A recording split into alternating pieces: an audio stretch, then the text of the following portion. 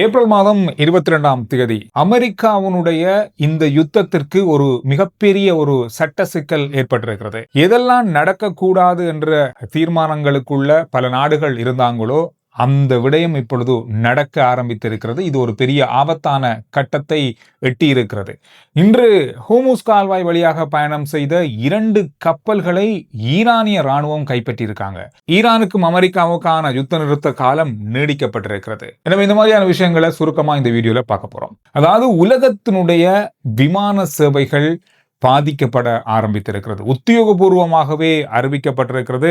அதாவது ஜெர்மனியுடைய மிக முக்கியமான மிக பிரம்மாண்டமான ஒரு விமான சேவைகளை நடத்துகின்ற ஒரு குழாம். அதாவது இந்த குழாம் ஆஸ்திரேலியா, சுவிஸ் போன்ற நாடுகளுடைய விமானங்களையும் இணைத்த பெரிய ஒரு நிறுவனம் அல்லது ஒரு குழாம் என்று கூட சொல்லலாம், ஒரு குரூப். இவங்க என்ன செஞ்சிருக்காங்கன்னு சொன்னா இன்றைய நாள்ல உத்தியோகபூர்வமா அறிவிச்சிருக்காங்க.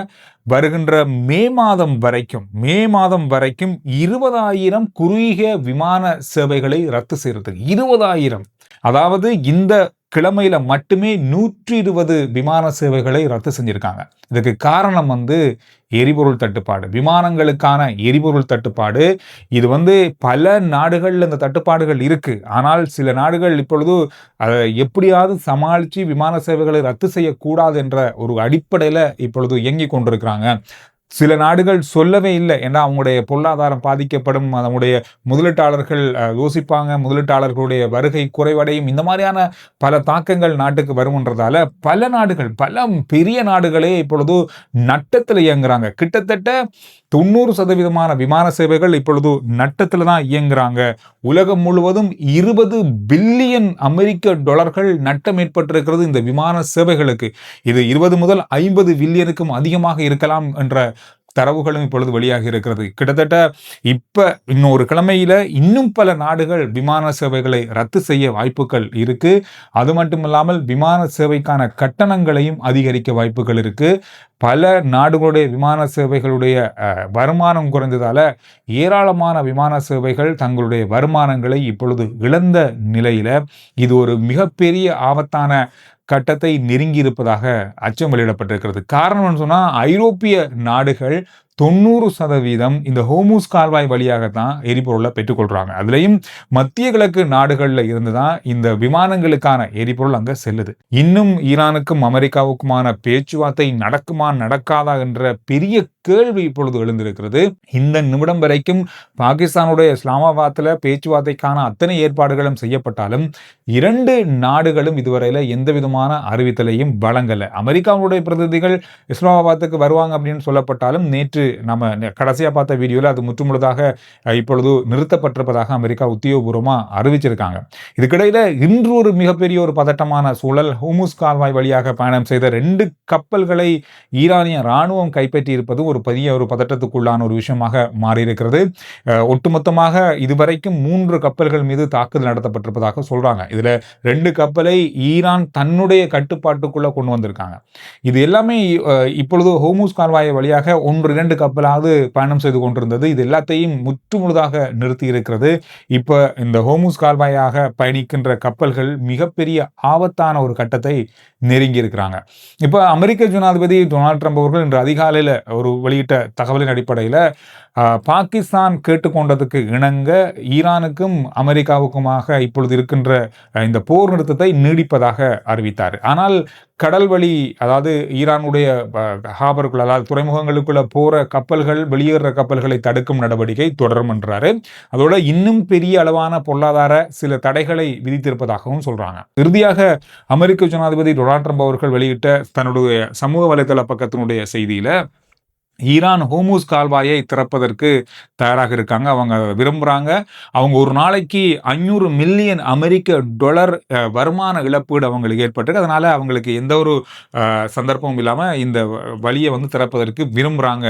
ஆனால் இப்பொழுது இன்னொரு முக்கியமான விஷயத்தை அவர் வெளியிட்டிருந்தாரு. இப்பொழுது ஈரான் பெரிய பொருளாதார நெருக்கடிக்குள்ள தள்ளப்பட்டிருக்காங்க தங்களுடைய தடை காரணமாக.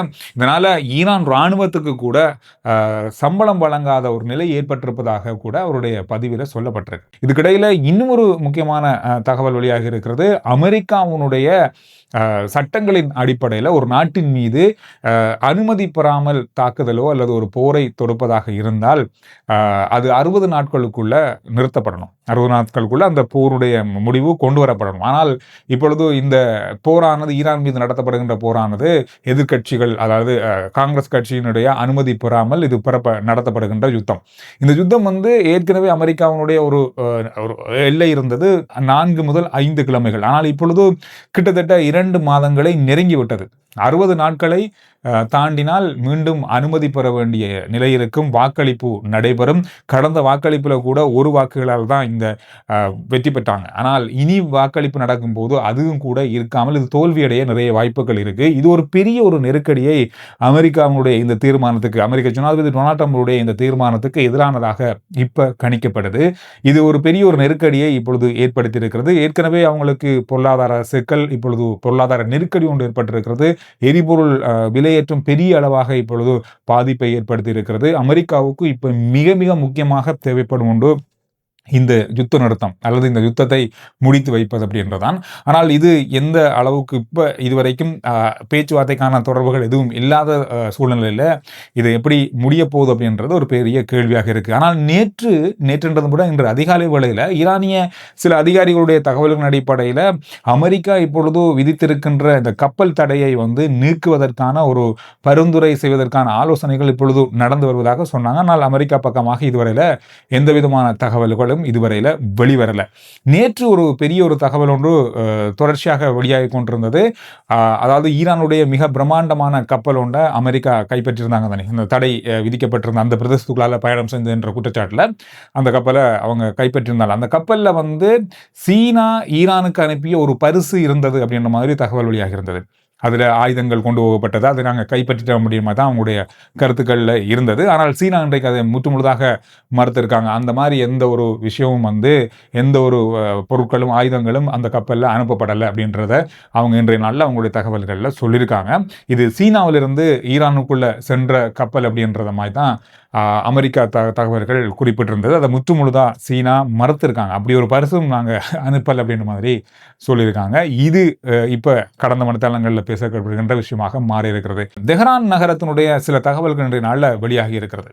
அங்கு பலமையான மக்கள் நடமாட்டம், மக்களுடைய இயல்பு வாழ்க்கை இப்பொழுது திரும்பி இருப்பதாக அங்கு இருக்கின்ற செய்திகள் சர்வதேச ஊடகங்கள் மூலமாக வெளியாகி இருக்கிறது. ஆனாலும் கூட இன்னும் 2 மாதங்களை நெருங்கி கொண்டிருக்கிறது. இணையதள பாவனை என்பது இன்னும் இணைக்கப்படலை, அதே நிலையிலேயே இருக்கு. கடந்த பிப்ரவரி 28ஆம் தேதி துண்டிக்கப்பட்ட இணைய சேவை இதுவரையில முற்றுமுழுதாக தடைப்பட்ட நிலையிலேயே இருப்பதாக சொல்லப்படுது. ஒரு சில இணைய சேவைகள் மாத்திரம் தேவைக்கேற்ற மாதிரி மட்டும்தான் வழங்கப்பட்டிருக்கிறது. பொதுமக்களுக்கான இணைய சேவை இதுவரையில இணைக்கப்படலை என்ற தகவலும் இன்றும் வெளியாகி இருக்கு. சவுதி அரேபியாவில் இருக்கின்ற இலங்கை தூதரகம் ஒரு தகவல் வெளியிட்டிருக்காங்க. அதாவது இப்பொழுது வேலைக்கு செல்றவங்க, முக்கியமான பணிகளில் இருக்கிறவங்க கிழமை நாட்களில் தூதரக வேலைகளை செய்ய முடியாம இருக்கிறதால இப்ப விடுமுறை நாட்களில் இலங்கையை சேர்ந்த அதாவது சவுதியில் இருக்கிற தூதரகம் வெள்ளிக்கிழமை ஞாயிற்றுக்கிழமைகளில் பணிகளில் இருப்பாங்க. எனவே உங்களுடைய தேவைகளை வேலைக்கு போறவங்க, இந்த வேலை நாட்களில் விடுமுறை எடுக்க முடியாத இருக்கிறவங்க இந்த நாட்களில் உங்களுடைய முன்பதிவுகளை செய்து கொண்டு உங்களுடைய பணிகளை செய்யலாம் அப்படின்னு சொல்லி இலங்கை தூதரகம் அறிவிச்சிருக்கு. எனவே இது ஒரு நல்ல விஷயமாக இருக்கு. முன்னாள் ஜனாதிபதி மஹிந்த ராஜபக்ஷ அவர்களிடம் லஞ்ச ஊழல் ஆணைக்குழு அவங்களுடைய முழுமையான சொத்து விவரங்களை கேட்டிருந்தாங்க கடந்த நாட்களில். அவர் வழங்கிய சொத்து விவரங்கள் எல்லாமே அவர்கிட்ட இருக்கிற அறவாசி தான் வழங்கியிருக்காரு, முற்றுமுழுதான் வழங்கல் என்ற குற்றச்சாட்டு முன்வைக்கப்பட்டிருக்கிற ஒரு சிங்கள பத்திரிகை இன்றைய நாளில் இது தொடர்பான செய்தியை சொல்லியிருக்காங்க. எனவே முழுமையான தகவலை வழங்குங்க என்ற கோரிக்கையை முன்வைக்கப்பட்டிருக்கிறது. இதுக்கிடையில இன்றைய நாளில் ஈஸ்டர் குண்டு தாக்குதல் தொடர்பான விசாரணைகளுக்கு உட்படுத்தப்பட்டிருக்கின்ற முன்னாள் இலங்கையினுடைய குற்றப்புலனாய்வு பிரிவினுடைய தலைவர் சுரேஷ் சாலை அவர்கள் இன்று நீதிமன்றத்தில் ஆஜர்படுத்தப்பட்டார். அவரை வருகின்ற மே 20ஆம் தேதி வரையில காவல்துறை விசாரணைக்கு உட்படுத்துவதற்கான அனுமதி வழங்கப்பட்டிருக்கு. மகாநாயக்கர்களுடைய கோரிக்கைக்கு இணங்க இந்த வருஷத்தினுடைய வெசாக் மே 30ஆம் தேதியாக தீர்மானிக்கப்பட்டிருக்கிறது. இருந்தாலும் வெசாக் வாரமாக மே 27 ஜூன் 2ஆம் தேதி வரைக்கும் வெசாக் வாரமாக தினமாக இருக்கும். இந்த மே 30ஆம் தேதி வெசாக் பண்டிகையாக கொண்டாடப்படுது. இந்த விஷயங்கள் தான் கடந்த மணித்தியாலங்களில் பார்க்கப்பட்ட மிக முக்கியமான செய்தியுடைய சுருக்கம். புதிய தகவல்களோட அடுத்த வீடியோவில் நான் உங்களை சந்திக்கிறேன். ஆர்ஜே சந்துரு ரிப்போர்ட் வாட்ஸ்அப் சேனலுடைய லிங்க் முதல் கமெண்ட்ஸ்ல டிஸ்கிரிப்ஷன்ல இருக்கு. ஃபாலோ பண்ணுங்க. சுருக்கமான விரைவான செய்திகளை நீங்க வாட்ஸ்அப் மூலமா அறிந்து கொள்ளலாம்.